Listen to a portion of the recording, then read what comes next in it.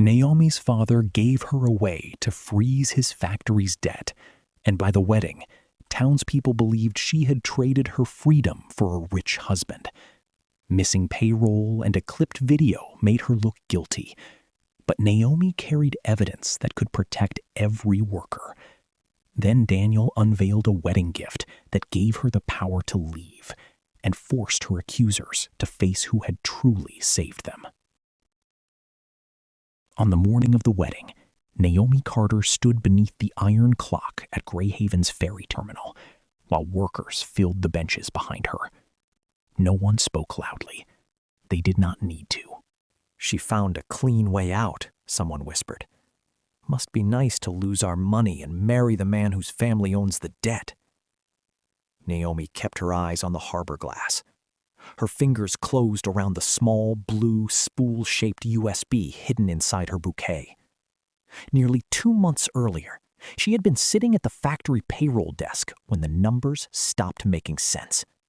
The same insurance and retirement deductions appeared under 3 different codes. Money had left the workers' paychecks, but the benefit funds had never received it. Naomi checked the entries again. Then she checked the previous 2 months.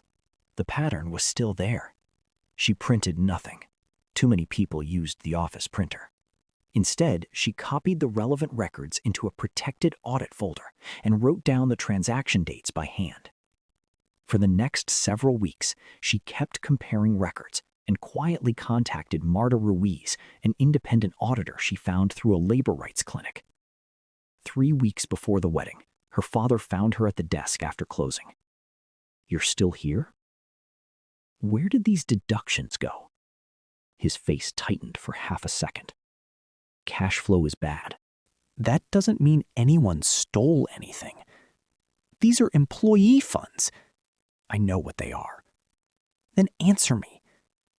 Elias shut the office door. He did not raise his voice. That made the next words worse. Victor Vale had offered the factory a standstill on its debt.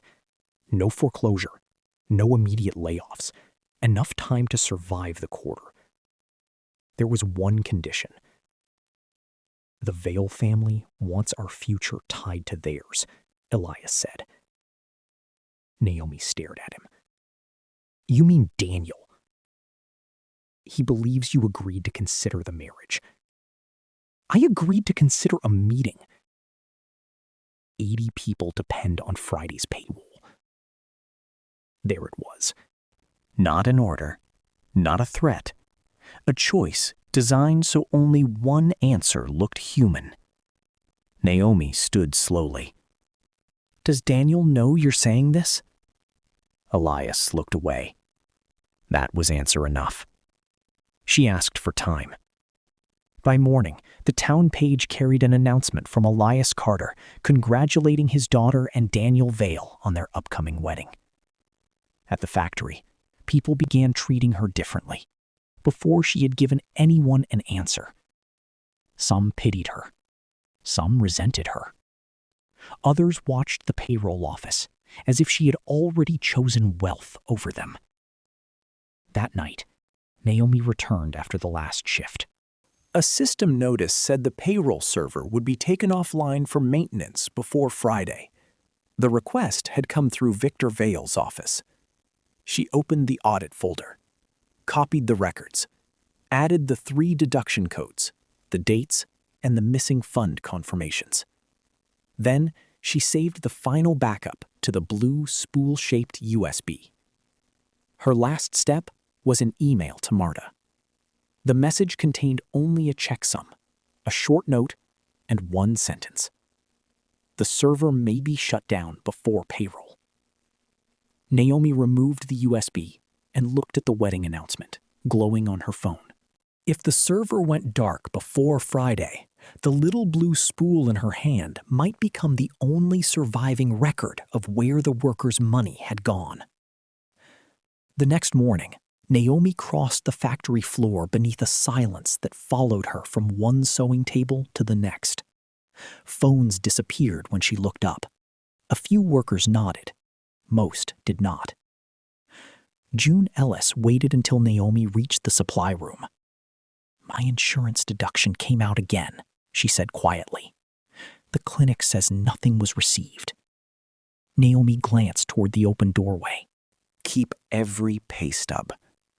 Are we going to lose it? I don't know yet." Naomi lowered her voice. "But I will not sign anything that takes away your right to recover it." Before June could answer, Elias called Naomi upstairs. Daniel Vale had returned to Greyhaven.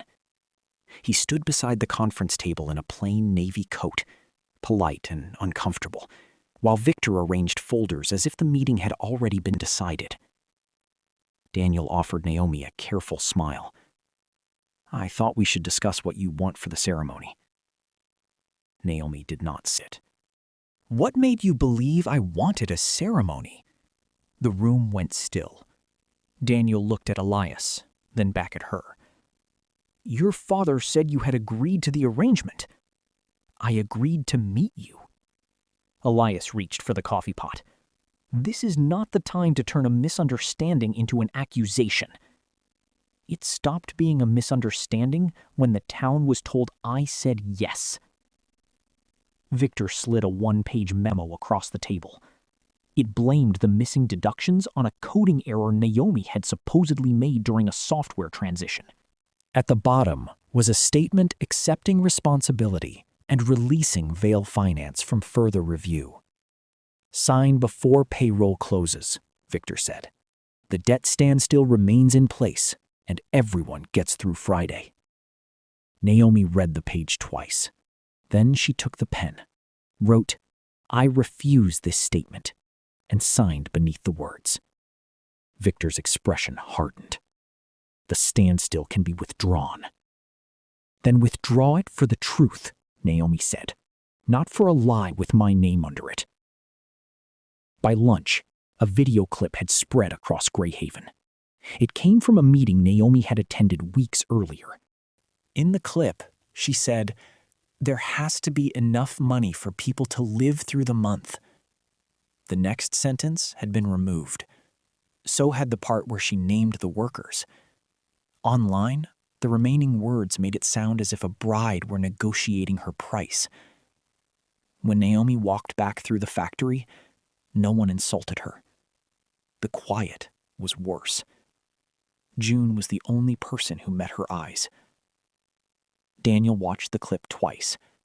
Then he returned to the conference room and opened the guarantee packet Victor had left behind. Naomi's name appeared beneath a personal guarantee tied to the factory debt. He compared it with the signature she had placed under her refusal. The shapes were not the same.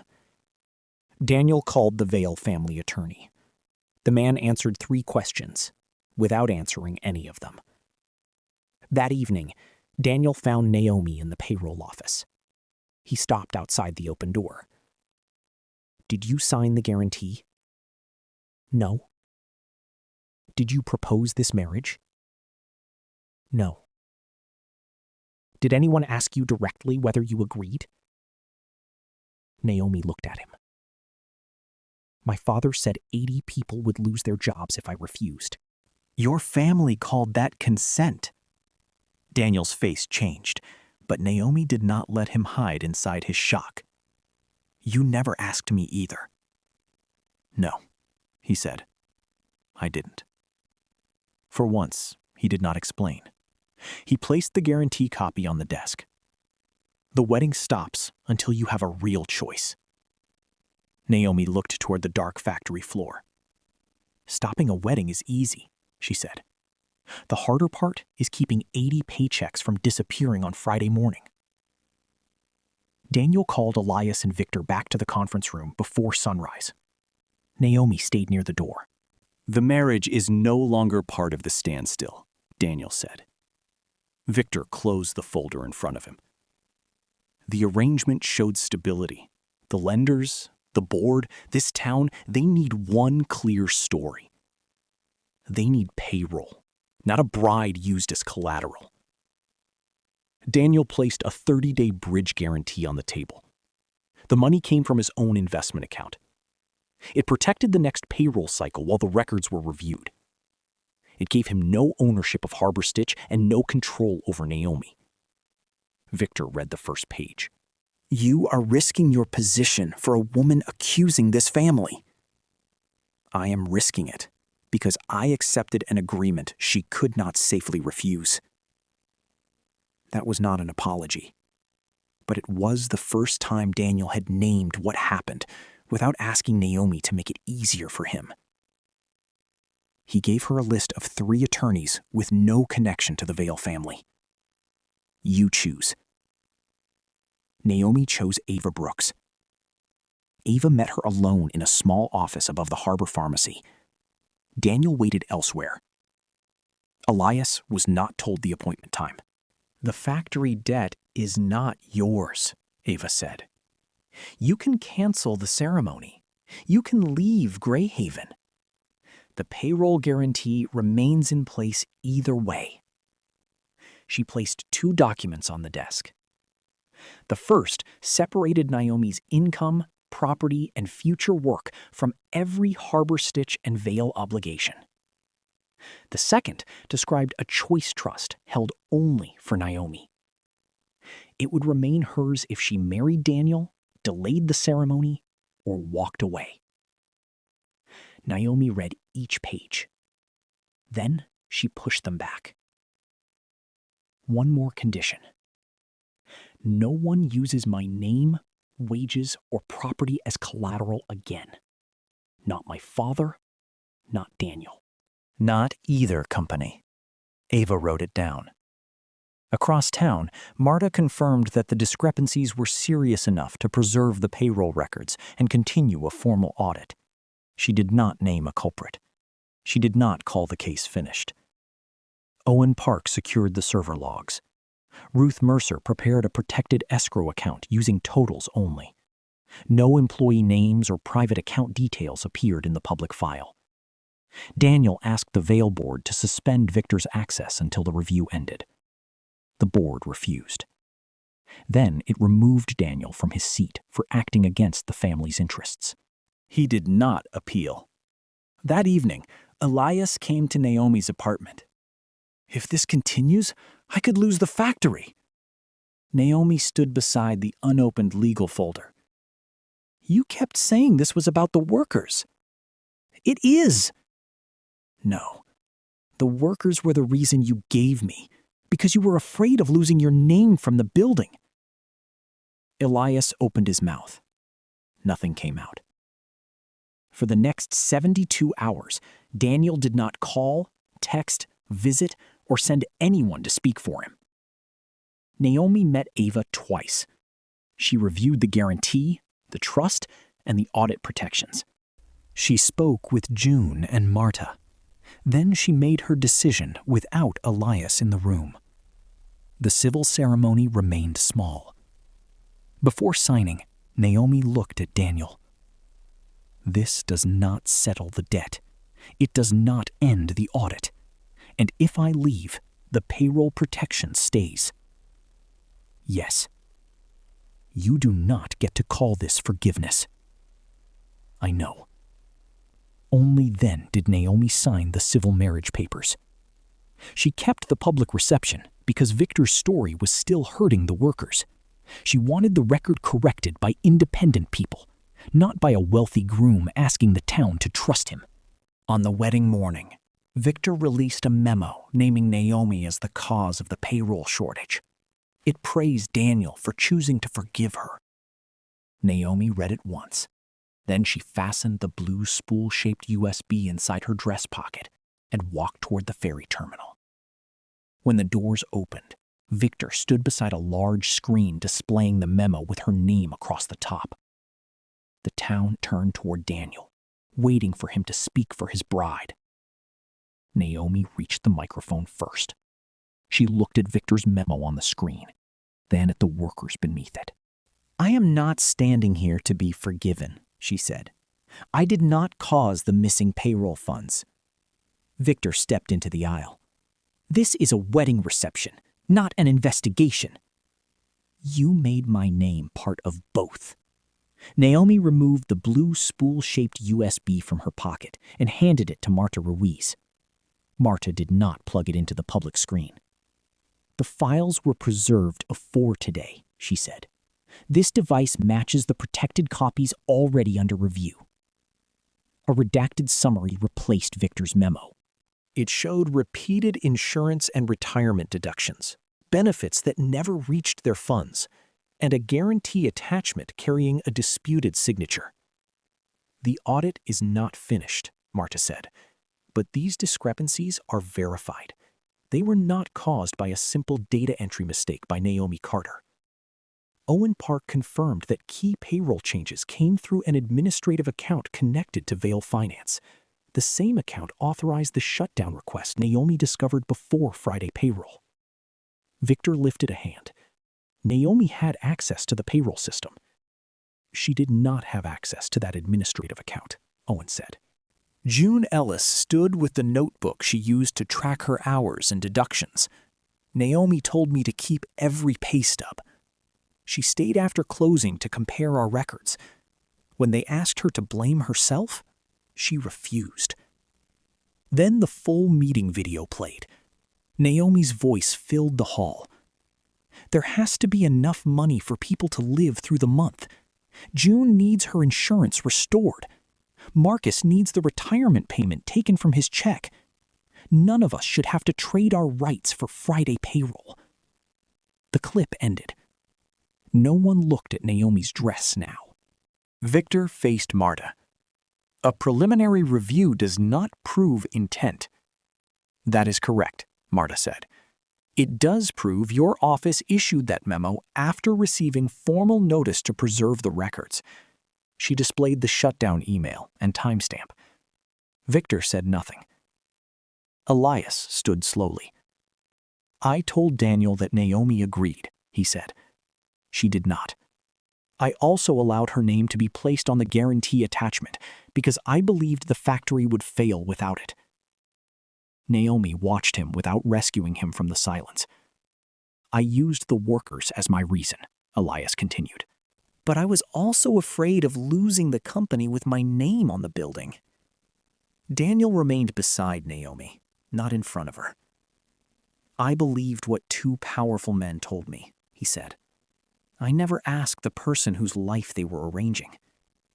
I lost my board seat because of that failure." Ava Brooks placed a folder on the table and explained Daniel's wedding gift. The Choice Trust belonged only to Naomi. It could not be revoked by Daniel or the Vail family. It funded independent housing and her compliance certification, whether the marriage continued or ended. The prenuptial agreement separated Naomi from every harbor stitch and Vail debt. Another document surrendered any Vail claim over her position, income, or future property. Another page recorded Daniel's personal advance into the worker restitution escrow. The folder also contained the board resolution recording Daniel's removal, already in effect. Ava faced the room. Naomi received independent legal advice. She had the right to refuse the marriage, and every protection in this package remains in effect if she leaves today. Ruth Mercer stepped forward with a credit union confirmation. "The corrected payroll batch has been released," she said. "Only verified amounts are included. Disputed claims remain protected while the audit continues." One phone vibrated, then another. Soon, notification sounds moved through the hall. June checked her account. Her hand covered her mouth. "My missing insurance deduction is back." The screen changed one last time. Reporting employee, Naomi Carter. Preliminary status, protected disclosure. No employee names appeared. No private balances. The room became completely still. The people who had called Naomi a gold digger now understood she had risked her reputation to protect money taken from their checks. Naomi returned to the microphone. "I do not need an apology performed for me today. I need payroll protected, workers represented on the new board, and the audit to continue when this room is empty. A provisional board resolution suspended Victor's signing authority pending review. Elias announced his resignation and pledged personal assets toward restitution linked to his decisions. There was no applause. Naomi stepped away and let the workers check their own accounts. For the first time since the engagement was announced, the town was silent because it was finally listening to her. 3 weeks after the reception, Greyhaven no longer spoke about the wedding first. It spoke about the audit.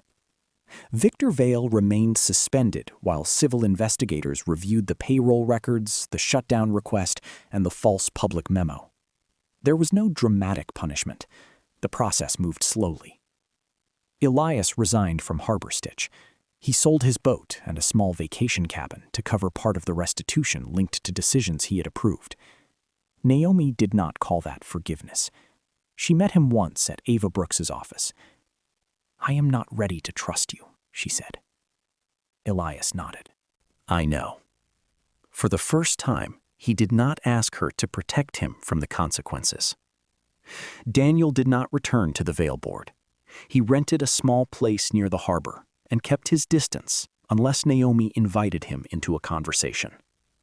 The Choice Trust remained under Naomi's sole control. She used it only for her compliance certification and the deposit on an apartment in her own name. 6 months later, Harbor Stitch looked much the same from the street. Inside, almost everything important had changed. Payroll funds moved through a separate, protected account.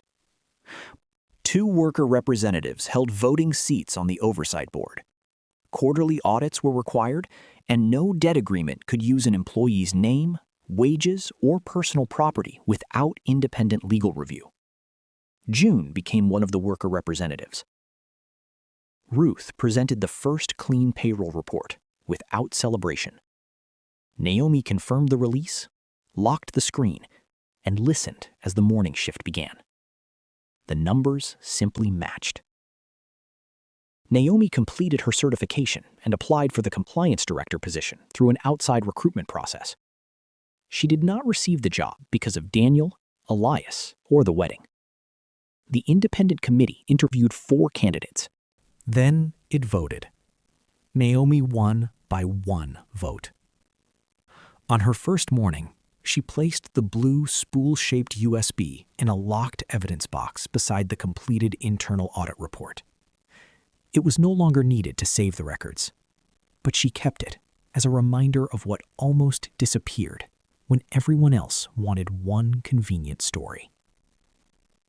That evening, Naomi taught the first financial literacy class for workers in the factory break room. She explained pay stubs, deductions, benefit accounts, and where to report a discrepancy.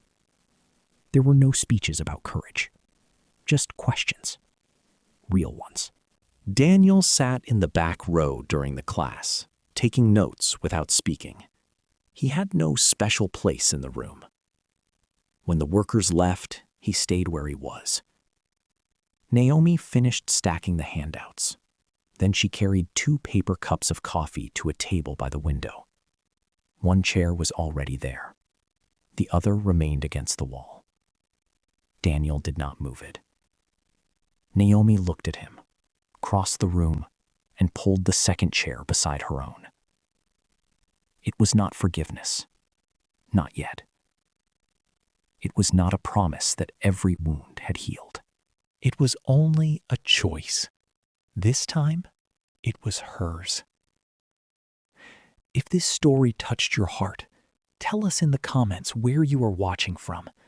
And if you believe every person deserves dignity, no matter how they look, like this video, subscribe, and share this story with someone who needs the reminder.